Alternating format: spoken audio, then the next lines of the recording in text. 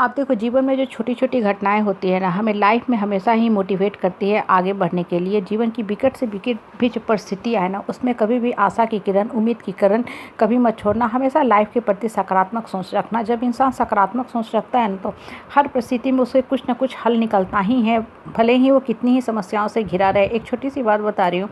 एक बार मैं अपने होम टाउन रांची से आ रही थी राजधानी ट्रेन से।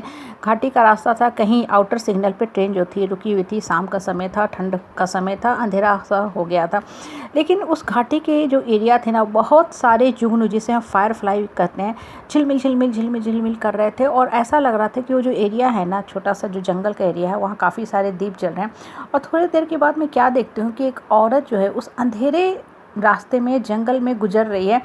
हाँ, और उसने कैसे गुजरने का रास्ता तलाशा, वो जुगनू की जो लाइट थी ना, उस जुगनू के लाइट को उसने आधार बनाया अपने मंजिल की तरफ बढ़ने के लिए। और वो बहुत ही अच्छे से पगडंडी से होते हुए गुजर रही थी। मैं ट्रेन के खिड़की से झांक के देख रही थी। देखो, ये जो छोटी सी बातें होती हैं ना, लाइफ के बारे में कितना हमें सच्चाई से रूबरू कराती है कि उस औरत ने जुगनू की जो लाइट होती है ना, उसको इस्तेमाल किया अपने आगे बढ़ने के लिए, मतलब रास्ता तलाशने लगी। और हम सब जीवन में क्या करते हैं, छोटी सी परिस्थिति आती है, परेशानी आती है, रोने बिलखने लगते हैं। आप देखो, जीवन में कोई भी परिस्थिति आती है, परेशानी आती है ना, मन को हमेशा शांत रखा करो।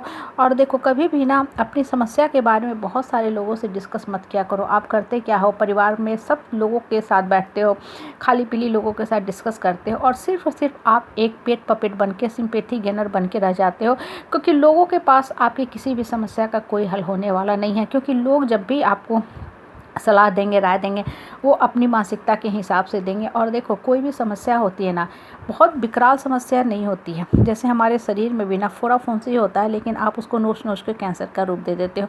कहने का मतलब होता है, अगर गौर से देखोगे ना, तो समस्या आती तो ज़रूर है। सबके लाइफ में समस्या, परिस्थिति और परेशानी ऐसी है ना, ये ऊपर वाले ने सबके जीवन में इक्वली दिया है। इस मामले में हर इंसान बोलता है कि भगवान तूने मुझे ज़्यादा समस्या दिया है, मेरे पास ज़्यादा परिस्थिति है, मेरे पास ज़्यादा परेशानी है, हम इससे जूझ रहे हैं।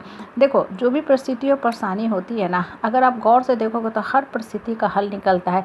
लेकिन आप करते क्या हो कि परिस्थिति है, परेशानी है, बस रटते रहते हो। जब एक ही चीज़ रटते रहते हो ना, तो माइंड का आपका जो फोरग्राउंड है ना, पूर्ण रूप से इनगल्फ हो जाता है सिर्फ समस्या ही समस्या से। वो समस्या जो है आपको दिमाग को खाना शुरू करता है। एक्चुअल समस्या जो होती है ना, उसका रूप बहुत छोटा होता है, लेकिन दिमाग सोच सोच के उस समस्या को इतना विकराल कर देता है कि आपका माइंड जो होता है वो बोझिल हो जाता है, और वास्तव में ही आपको समस्या का हल नहीं मिलता है। आपको सिर्फ और सिर्फ अंधकार ही नजर आने लगता है।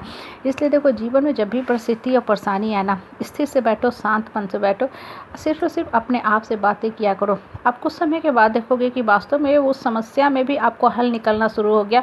और देखो, जब मन शांत रहता है ना, तो हर परिस्थिति और परेशानी जो होती है आपको कोई ना कोई आशा की किरण जरूर ही देती है, बशर्ते आपका ऊपर वाला के ऊपर जो है अनवरत विश्वास हो। मतलब अगर आप सच्चे मन से ऊपर वालों को याद करते हो, समस्या के बारे में सोचते हो, फोकस रखते हो कि हाँ, हमको ये समस्या है, इसका हल निकालना, तभी आपको हल निकलेगा। बहुत से लोगों को ना देखोगे समस्या कुछ होती नहीं है, लेकिन उनका ये हैबिट और हॉबी ज़रूर बन जाता है सिर्फ और सिर्फ समस्या के बारे में डिस्कस करने का। उनको अगर आप हल बताओगे ना कि समस्या का ये हल है, वो हल की तरफ कभी नहीं जाएंगे। वो सिर्फ और सिर्फ समस्या के बारे में ही चर्चा परिचर्चा करेंगे।